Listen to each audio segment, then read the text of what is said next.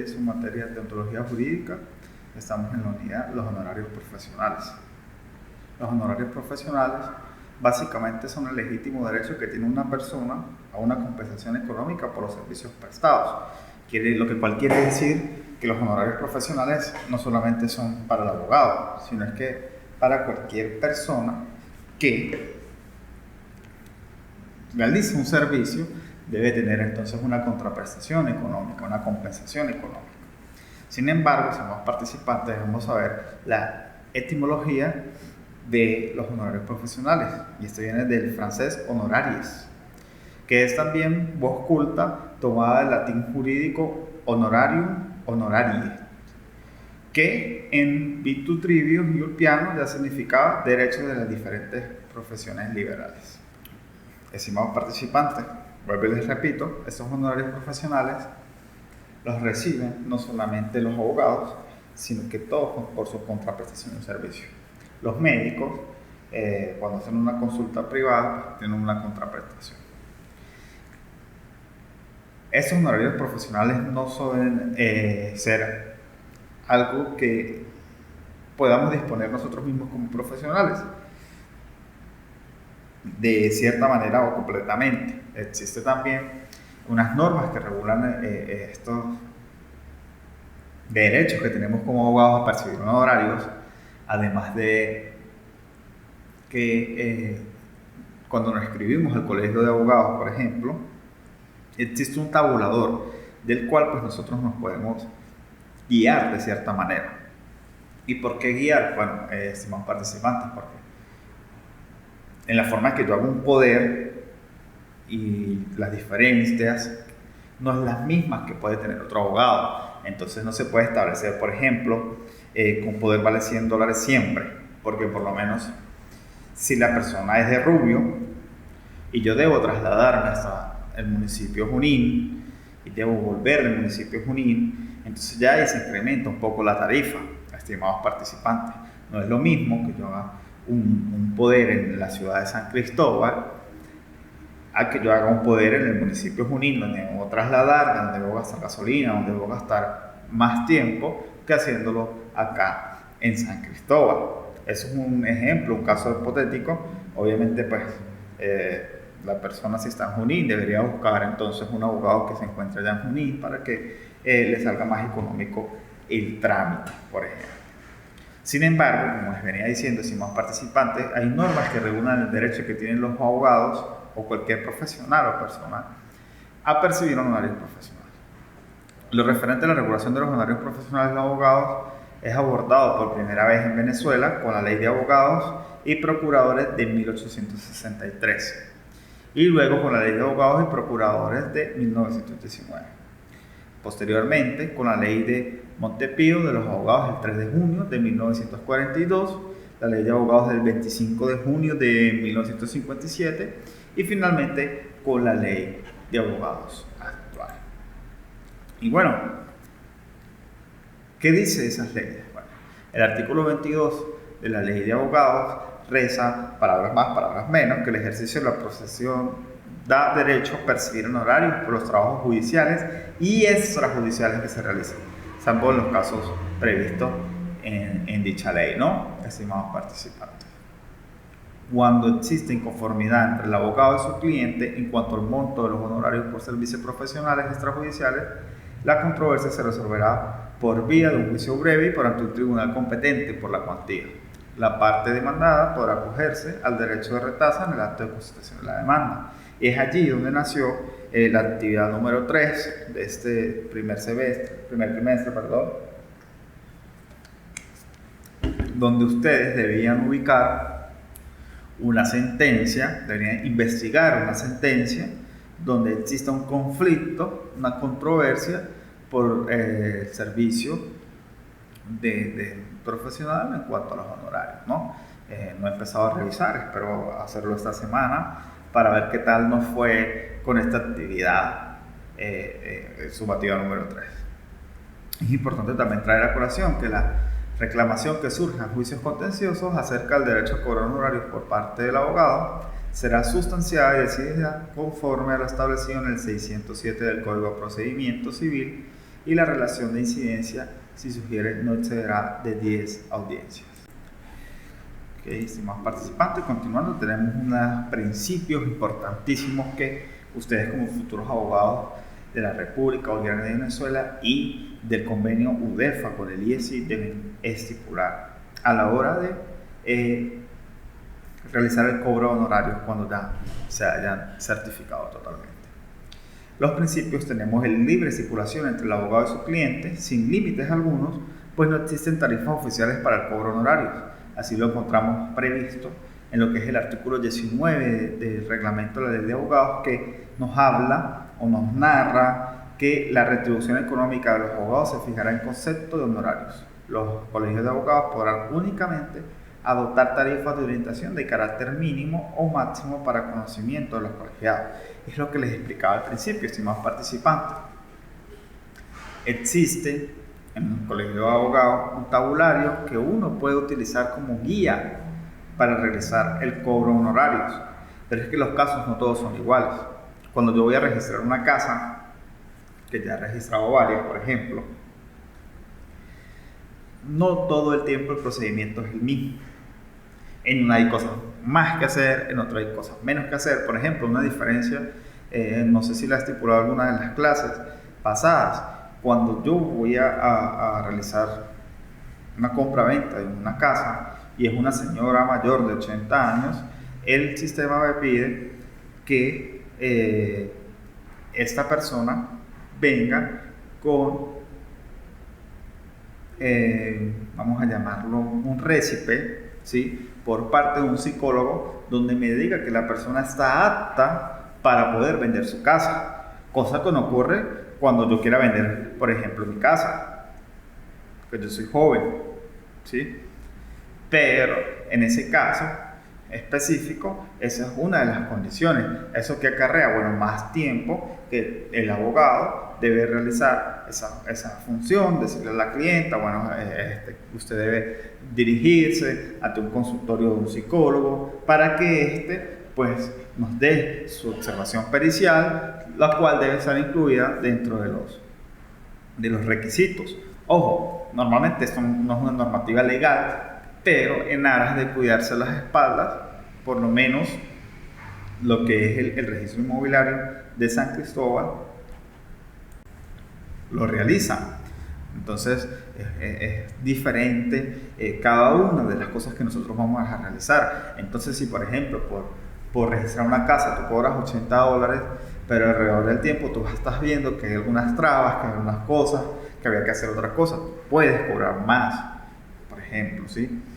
En cambio, en otros puede ser que sea más fácil de registrar la casa. Entonces todo es un proceso, todo es un horario, todos son servicios prestados.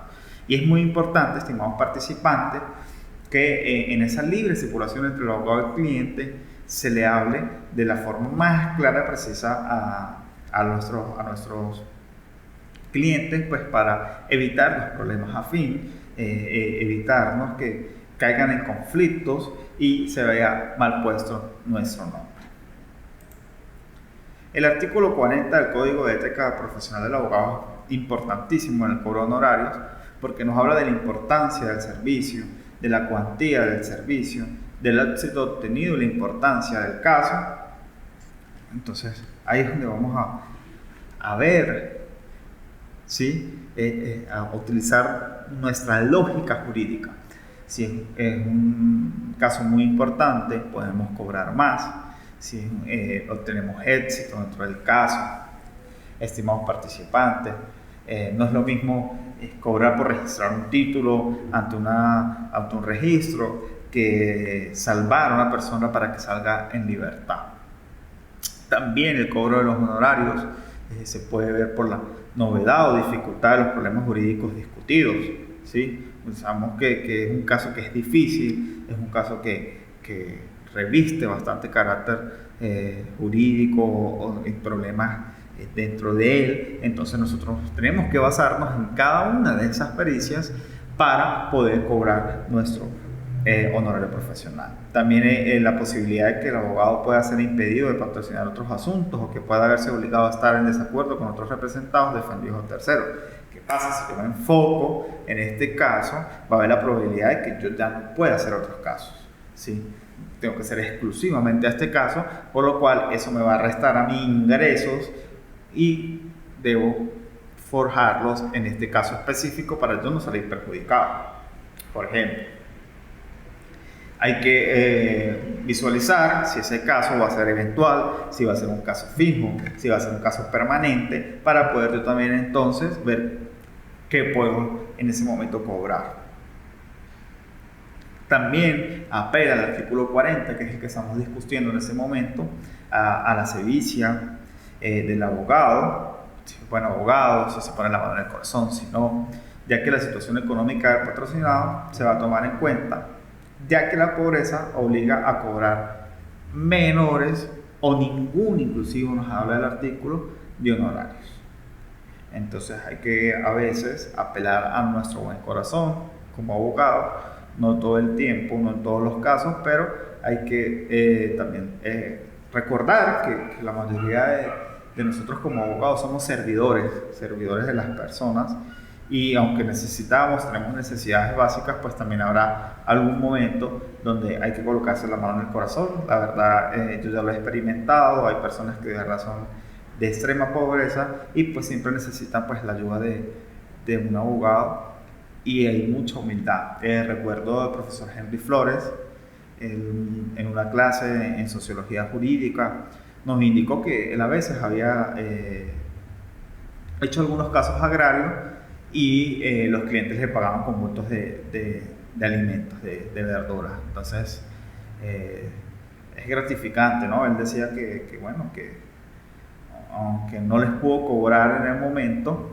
porque no había cosecha, en el momento que llegó la cosecha, pues los clientes no solamente le cancelaron, sino que también les llevaron comida, verduras y demás. También es importante para apreciar ese cobro de dinero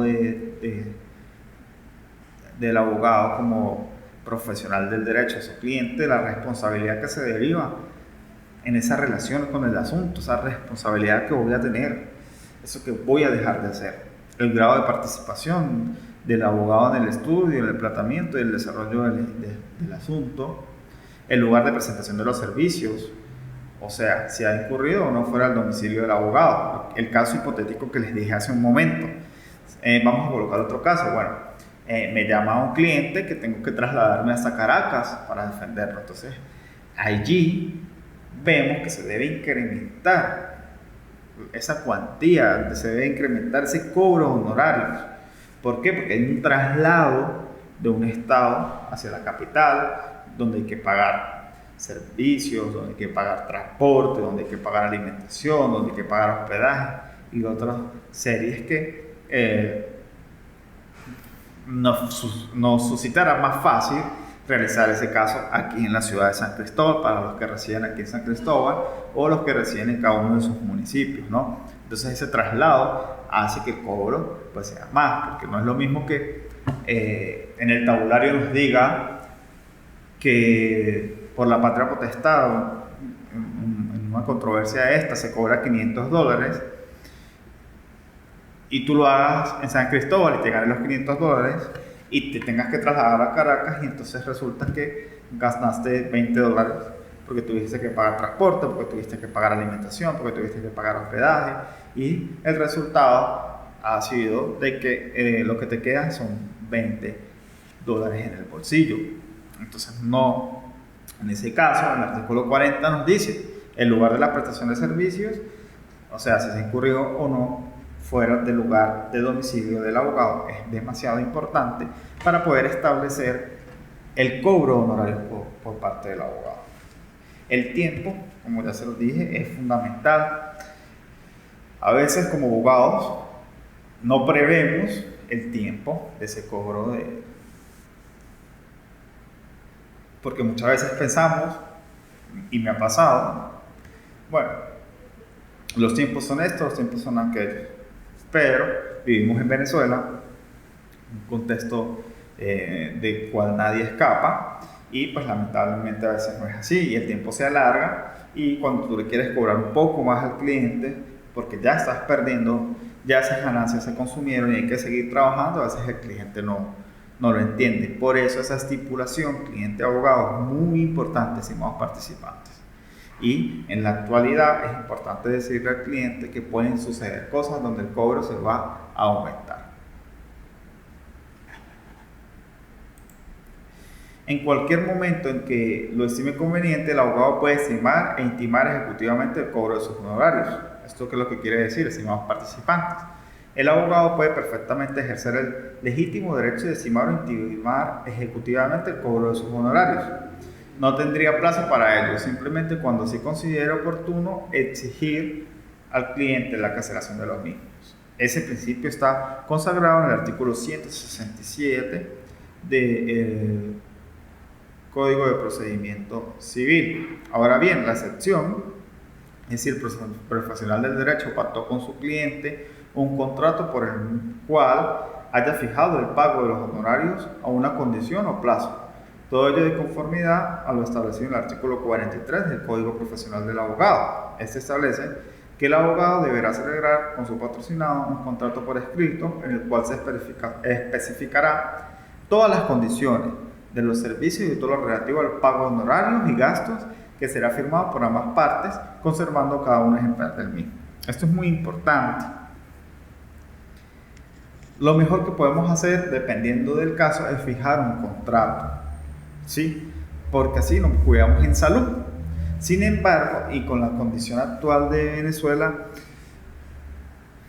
cualquier paso que usted pueda seguir es fenomenal. Porque si usted cobra antes, no sabe lo que va a pasar durante. Entonces, si usted cobró $300 por un caso, por ejemplo, y en el transcurso del tiempo esos $300 se van en el caso y usted quiere cobrar más, es un problema. Los clientes no lo entienden.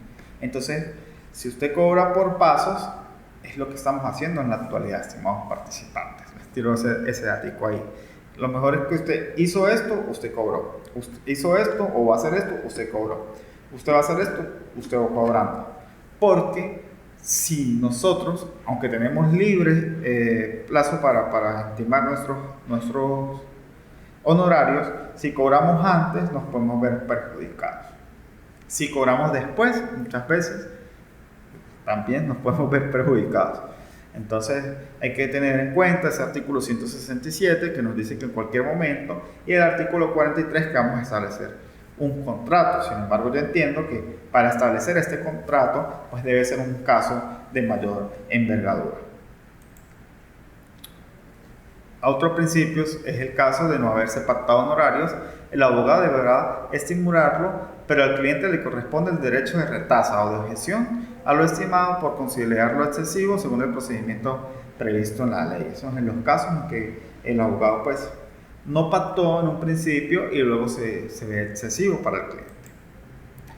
Estimados participantes, esta ha sido la clase de hoy, la parte número de los honorarios, parte 1 de los honorarios profesionales. Va a haber una segunda parte sobre esa clase, que es la clase 3.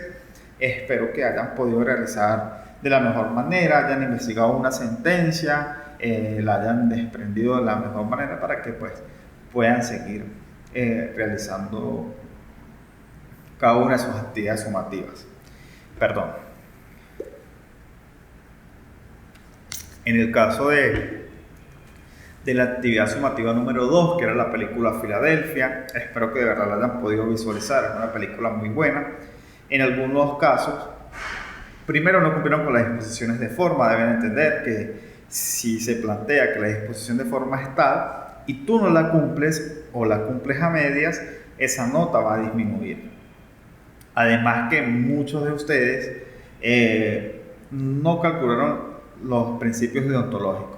Creo que fue solamente uno de los participantes que habló en sí de los principios deontológicos, que era, obviamente sabemos que en la película habla de la discriminación, ¿sí? Habla de que al protagonista lo despidieron de su trabajo como abogado por portar una enfermedad. Sin embargo, estimados participantes, había que hablar de los principios de la deontología jurídica que vimos en la clase 1, además de la discriminación. Era importante porque esta es su materia, la deontología jurídica. Hubo otros por allí que hicieron trampas en algunas cosas, sin embargo, pues en lo que más se bajó nota es que no cumplieron con las disposiciones de forma, no citaron autores, había que citar autores, era muy fácil. Entonces espero que en la tercera actividad sumativa puedan mejorar.